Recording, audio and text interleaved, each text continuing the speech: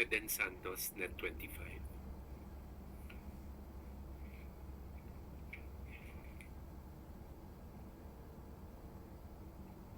Good morning po, Yusek.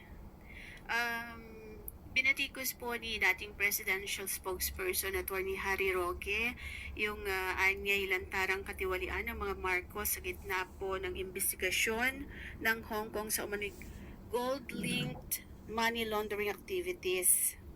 Ito po yung nabanggit din sa isang media entity dito sa Pilipinas, bukod po doon sa mga report from Hong Kong and Taiwan.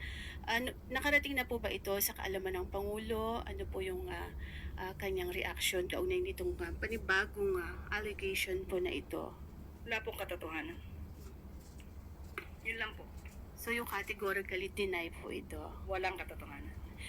Doon po sa pagdalo ng Pangulo kanina po sa One Cebu rally sa Cebu, yung po ang presensya ng Pangulong Marcos ay sign po ba yon na yung suporta niya kay suspended Governor Cebu Governor Gwen Garcia ay parang sign din na sinusuportahan niya yung paglabag or hindi pagsunod ni Governor Gwen doon po sa kautusan ng Ombudsman?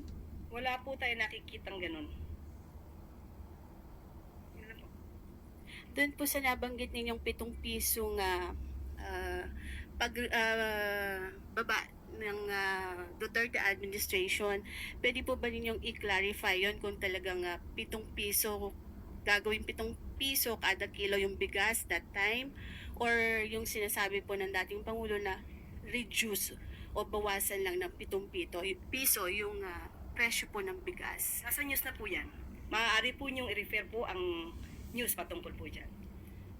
So, malinaw po na reduce po yung nabanggit, pero kayo sabi ninyo sa inyong vlog po ba yun, whatever, yung 7 piso, sabi niyo pangako 7 piso at parang sort of ganun. Pwede po malinawin lang natin yun para hindi naman na pagmula ng Sa vlog? fake news. Sa vlog po ba? Nakita na panood po sa Hindi po yata yun nabanggit sa press briefing. Opo, hindi po sa press briefing. Parang you're talking na pinapakita nyo pa yung SONA something ni TRRD. Para lang po magkaroon ng sa halip Hindi na... po yung pahayag ng Pangulo. Nandito po tayo sa ating press briefing para ihayag po ang direktiba, announcements ng palasyo. Hindi po patungkol sa aking pag-vlog.